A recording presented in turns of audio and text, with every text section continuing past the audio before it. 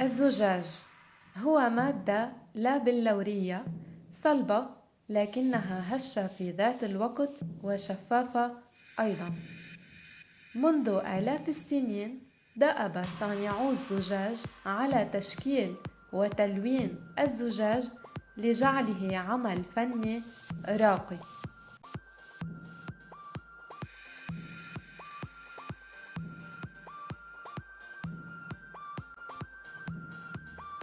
قبل 3000 سنة صنع المصريون القدماء الخرز الزجاجي الملون الذي استخدموه في المجوهرات.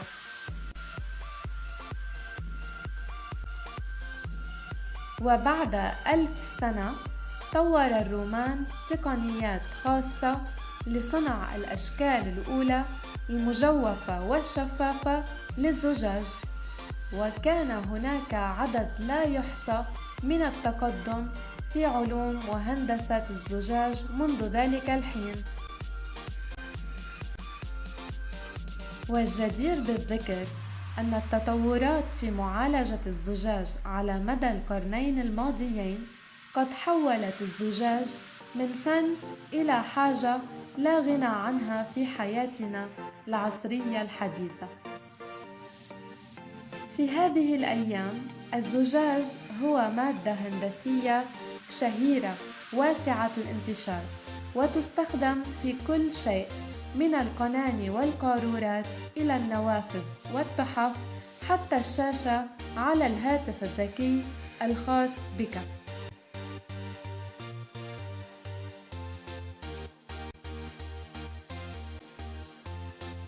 هناك أنواع كثيرة من الزجاج بحسب الاستعمالات، لكن الرمل هو العنصر الرئيسي لصنع الزجاج.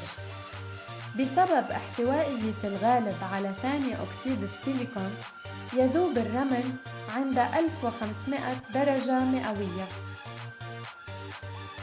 تتم صناعة الزجاج التجاري العادي وهو الأكثر شيوعاً عن طريق خلط الرمال مع الزجاج المعاد تدويره، بالإضافة إلى الصودا والجير، وذلك بكميات معينة.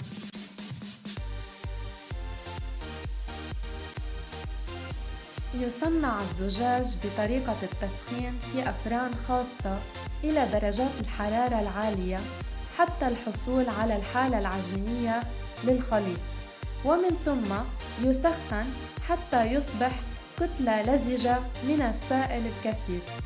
ومن المهم جدا أن يكون الزجاج خاليا من الشوائب تماما، لذلك يضاف المكون الكيميائي المعروف بكبريتيد الصوديوم من أجل إزالة الفقاعات، وبذلك يتجانس جيدا خليط الزجاج المنصهر. عند هذه النقطة تبدأ عملية القولبة بحسب الشكل المراد الحصول عليه، فيتم تشكيل الزجاج المصهور بطريقتين معينتين. الأولى هي طريقة النفخ والتشكيل يدويا، أما الطريقة الثانية فهي تشكيل الزجاج آليا، والتي يصنع من خلالها الزجاج بكميات كبيرة كزجاج النوافذ وغيرها. وتنفذ في العادة عملية التشكيل بسرعة كبيرة، إذ إنها تجري قبل أن يتحول الزجاج المصهور أو العجينة إلى زجاج صلب. الخطوة الأخيرة هي تبريد الزجاج.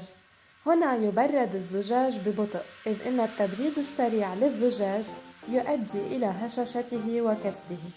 وتتم هذه العملية عن طريق وضع الزجاج في فرن التبريد وتخفيض درجة حرارته تدريجياً حتى إيصالها إلى درجة الحرارة الطبيعية.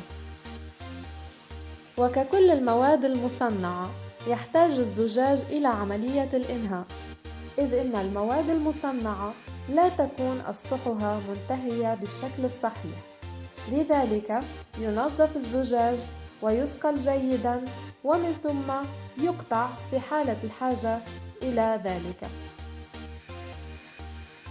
يجوز إضافة مواد كيميائية معينة إلى خليط الزجاج قبل صهره من البداية لتلوينه وإكسابه خصائص إضافية.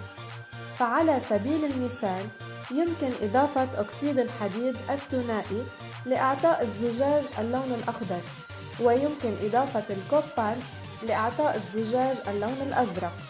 لكن إذا أضفنا أكسيد الرصاص فسنحصل على زجاج لامع ومتلألئ.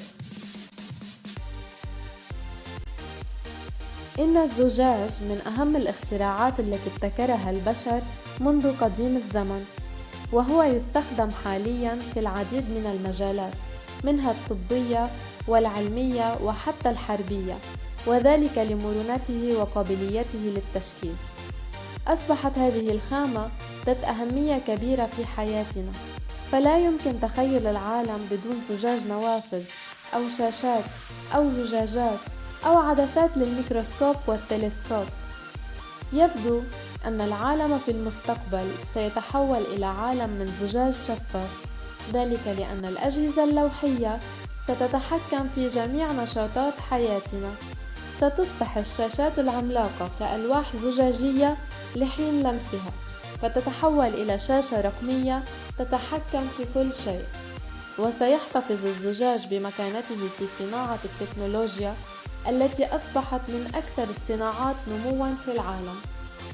وسيصبح هذا الأمر ثورياً بالفعل، وكل الفضل في ذلك يرجع إلى الإمكانيات المدفونة في رمال الشاطئ الذي قضيت فيه إجازتك.